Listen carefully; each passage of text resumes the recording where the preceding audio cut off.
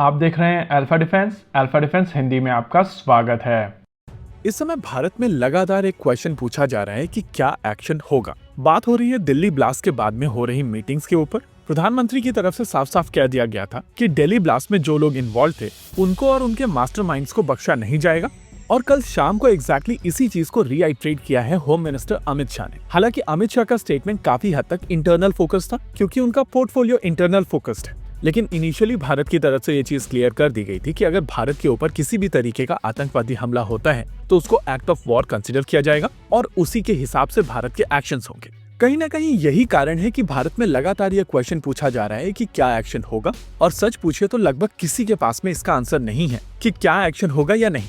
किसी भी operational action के बारे में जब भी हम लोग बात करते हैं तो बात होती है ऑब्जेक्टिव्स की। भारत ने जब पाकिस्तान के ऊपर सर्जिकल स्ट्राइक्स की थी तो आइडिया था कि पाकिस्तान के अंदर घुसकर ये बताना है कि ये नया हिंदुस्तान है और ये घर में घुसेगा भी और मारेगा भी। हालांकि सर्जिकल स्ट्राइक्स काफी हद तक पीओके में लिमिटेड थी, लेकिन जब बालाकोट किया गया था तब आइडिया था कि पाकिस्तान को बताया जाए कि भारतीय सेनाएं प्रॉपर पाकिस्तान में घुसकर पाकिस्तान को मार सकती हैं। ऑपरेशन सिंदूर की अगर बात की जाए तो यहाँ पर दो ऑब्जेक्टिव्स थे। स्पेसिफिकली अगर पहले ऑब्जेक्टिव की बात की जाए तो आइडिया था कि पूरे के पूरे पाकिस्तानी टेरर इंफ्रास्ट्रक्चर को टारगेट करना है और डेमोक्रेटिकली सभी को मारना है। लेकिन अगर दूसरे ऑब्जेक्टिव की बात की जाए तो वो भी यहाँ पर क्लियर था कि अगर पाकिस्तानी मिलिट्री की तरफ से यहाँ पर रेसिस्टेंस डाला जाएगा तो उनको भी बराबर मारा जाएगा। वैसे आइडियली भारत की तरफ से ये 2 स्टेप में नहीं बल्कि 1 स्टेप में किया जाना चाहिए था।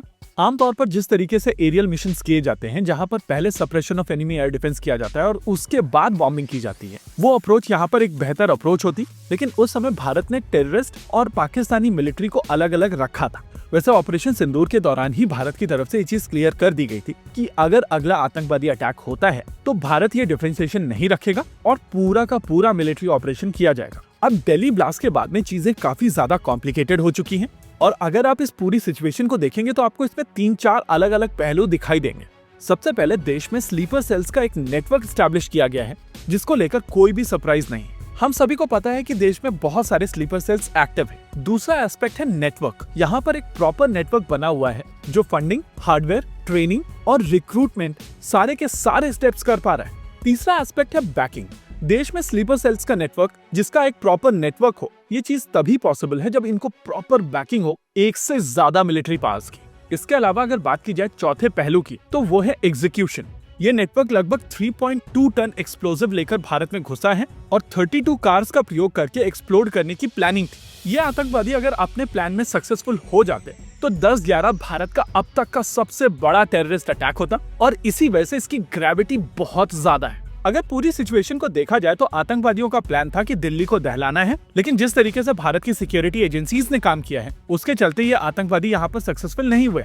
अब अगर भारत को यहाँ पर किसी भी तरीके का एक्शन लेना है तो सबसे पहले हम लोगों को समझना पड़ेगा कि उसके ऑब्जेक्टिव्स क्या हो सकते हैं। हमारी एनालिसिस कहती है कि हिस्टोरिकली पाकिस्तान की तरफ से जितने भी टेररिस्ट अटैक किए गए हैं, एक थ्रेशोल्ड के बाद में भारत ने हर एक को रेस्पॉन्ड किया है और उस हिसाब से यहाँ पर एक रेस्पॉन्स बनता है, क्योंकि अगर भारत यहाँ पर रेस्पॉन्ड नहीं करेगा तो आगे चलकर दोबारा पाकिस्तान की तरफ से इस तरीके की हरकत की जाएगी। दूसरी चीज, अगर भारत की तरफ से यहाँ पर रेस्पॉन्ड किया जाता है तो ऑपरेशन सिंदूर के दौरान कही गई बातों के साथ में भारत का रेस्पॉन्स कंसिस्टेंट होना चाहिए, यानी कि भारत आतंकवादी और उनके मास्टरमाइंड्स को अलग अलग क्लासिफाई नहीं कर सकता है। यानी कि ऑब्जेक्टिव यहाँ पर क्लियर है। पहला कि रेस्पॉन्स तो होना ही चाहिए और दूसरा, रेस्पॉन्ड करते समय डैमेज केवल आतंकवादियों तक नहीं बल्कि उनके मास्टरमाइंड्स तक पहुंचना चाहिए। हमारा मानना है कि इस रेस्पॉन्स के दौरान सीधे सीधे स्काल पर ब्रह्मोस निकलती हुई नहीं दिखाई देंगी, बल्कि ये रेस्पॉन्स मल्टीफैसेट हो सकता है, जिसमें कोवर्ट, ओवर्ट और डायरेक्ट काइनेटिक स्ट्राइक वाले सारे ऑप्शंस एक साथ यूज किए जाएं।